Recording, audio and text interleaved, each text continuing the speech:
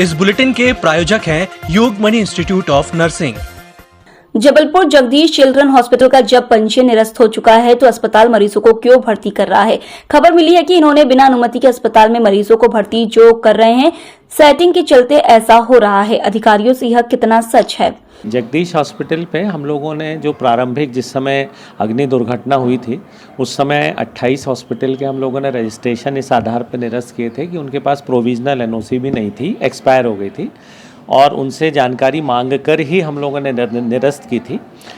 वहाँ पे जो डॉक्टर साहब है बहुत सीनियर है और वो बच्चों का एक विशेष जो लंग से संबंधित बीमारी है उसका इलाज पूरे मध्य प्रदेश में केवल वही डॉक्टर साहब कर पाते हैं। एक मशीन का उसमें उपयोग होता है और बहुत सीनियर डॉक्टर हैं। उन्होंने विशेष रूप से निवेदन किया था कि जो बहुत सीरियस यदि बच्चे आएंगे तो हम लोगों ने ये उनसे कहा था कि आप दूसरे अस्पताल में भर्ती करके जो पंजीकृत हैं अभी वहाँ जाकर उनका इलाज कर दें। बीच में मुझे शिकायत मिली थी, हमने अपने उस क्षेत्र की जो यूपीएचसी है संजय नगर, वहाँ के डॉक्टर को भेजकर उनको इंटीमेट भी किया था। वर्तमान स्थिति जो मुझे पता लगी है कि जो सिस्टम है कि इलेक्ट्रिकल ऑडिट करा के फिर फायर एनओसी लेनी है, तो उन्होंने इलेक्ट्रिकल ऑडिट करा लिया है अपना और उनको प्रमाण पत्र दे दिया गया है इलेक्ट्रिकल ऑडिट का और उन्होंने बताया है कि 1 हफ्ते के भीतर उनको फायर एनओसी भी मिल जाएगी। उस अस्पताल में सिर्फ एक ही कमी थी फायर एनओसी की। और विशेष परिस्थितियों में यदि बच्चों को बचाया जा रहा हो तो हम लोग बहुत गंभीरता से उसको इसलिए नहीं ले रहे हैं कि यदि अस्पताल को पूरी तरह से बंद रहेगा तो इस जो फेफड़ों से संबंधित जो विशेष बीमारी है उसका इलाज भी नहीं हो पाएगा। जबलपुर के पुलिस कंट्रोल रूम में पुलिस अधीक्षक सिद्धार्थ बहुगुणा के द्वारा अपराधों को लेकर पुलिस के राजपत्रित अधिकारियों के साथ समीक्षा बैठक की गई, जहां इस दौरान जिले में विगत महीनों में अनसुलझे अपराधों को सुलझाए जाने को लेकर चर्चा करते हुए उचित दिशा निर्देश दिए गए। वहीं महिलाएं और बच्चों संबंधी अपराधों को लेकर समीक्षा की गई। आज जबलपुर जिले के समस्त पुलिस अधिकारी, थाना प्रभारी, सीएसपी, एडिशनल एसपी, ट्रैफिक के सभी अधिकारियों की आज क्राइम बैठक रखी गई है, जिसमें कि विगत महीनों में जो अनसुलझे कुछ अपराध हैं, कुछ प्रॉपर्टी ऑफेंस है, उस पर चर्चा की जाएगी। साथ ही साथ मेन जोर दिया जाएगा अभी जो नशा मुक्ति का जो अभियान चल रहा है उस पर, हेलमेट का अपना जो अभियान चल रहा है उसकी भी समीक्षा की जाएगी। साथ ही साथ हमारे जो पेंडिंग अपराध हैं उनका निकाल जल्द से जल्द हो। महिला संबंधी अपराध, बच्चों के विरुद्ध अपराध, उनकी पेंडेंसी की समीक्षा की जाएगी। और इसके अलावा चिन्हित अपराध है, एक बहुत हमारा फोकस एरिया है, उसके निकाल के लिए जो है दिशा निर्देश दिए जाएंगे।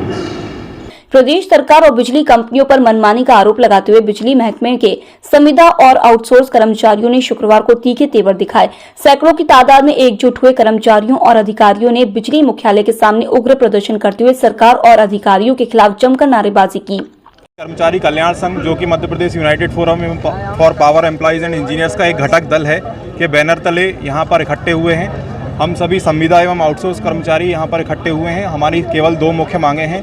पहला तो संविदा कर्मचारियों का नियमितीकरण किया जाए और दूसरा आउटसोर्स कर्मचारियों के लिए एक स्पष्ट मानव संसाधन नीति बनाकर उनके भविष्य को सुरक्षित करने के लिए उनका विभाग में संविलियन किया जाए, ताकि वो अपने भविष्य की चिंता को छोड़कर अच्छे से मन लगा के काम कर सकें और जिससे सेक्टर और कर्मचारियों दोनों का भला हो सके।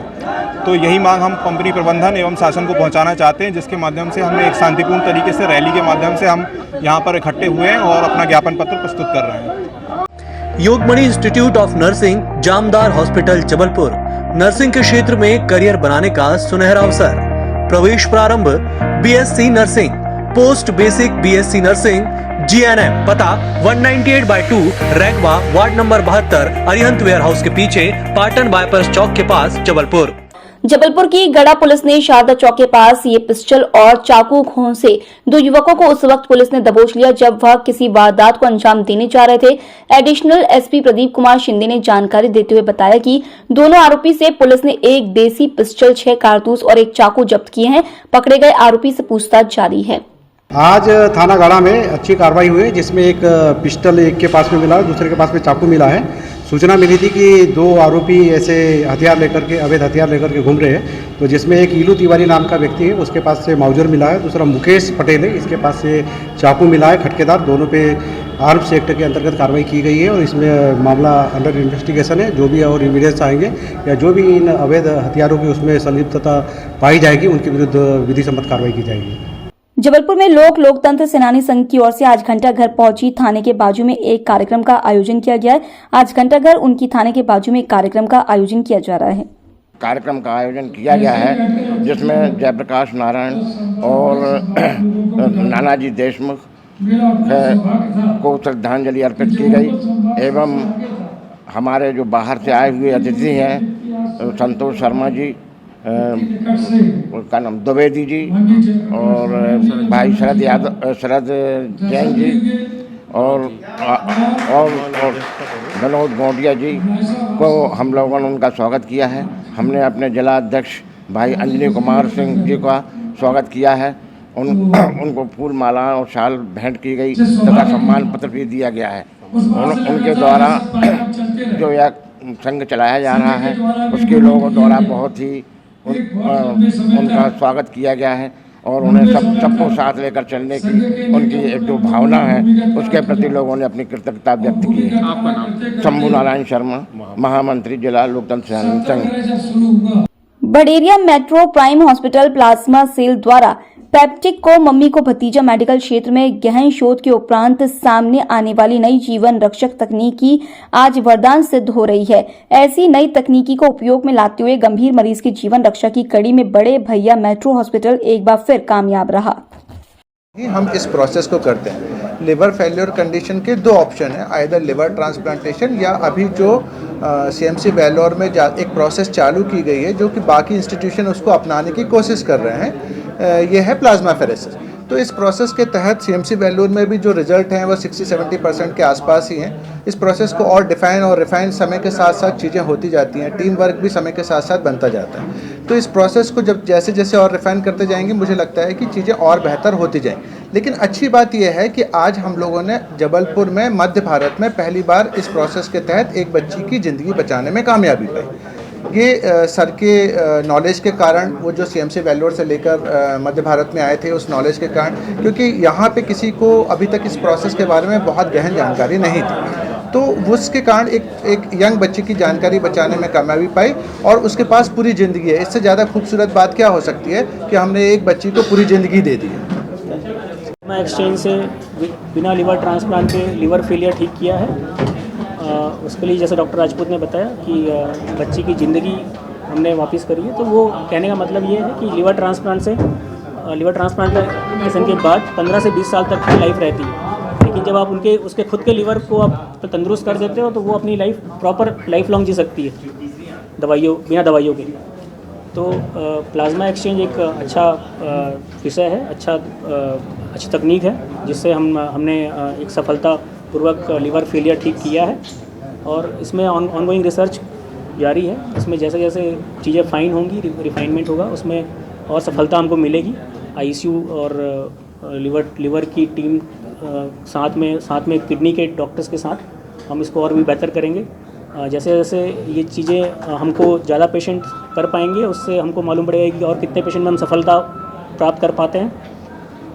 प्लाज्मा एक्सचेंज से ये अच्छी बात है कि प्लाज्मा एक्सचेंज जो तरीका है उसमें बहुत ज़्यादा खर्चा नहीं आता है और बहुत ज़्यादा उनको पेशेंट्स को ज़्यादा बर्डन नहीं आता कि उनको लिवर डोनेट करने की ज़रूरत नहीं पड़ती है फैमिली वालों को। एक ये भी एक अच्छी बात है। इसमें सिर्फ ब्लड डोनेट करने से ही काम हो जाता है। तो और ये अच्छी बात यह है कि पेशेंट्स को आईसीयू में शिफ्ट नहीं रखना नहीं पड़ता बहुत ज़्यादा लंबे समय तक। पेशेंट को ऑपरेशन थिएटर तक नहीं जाना पड़ता।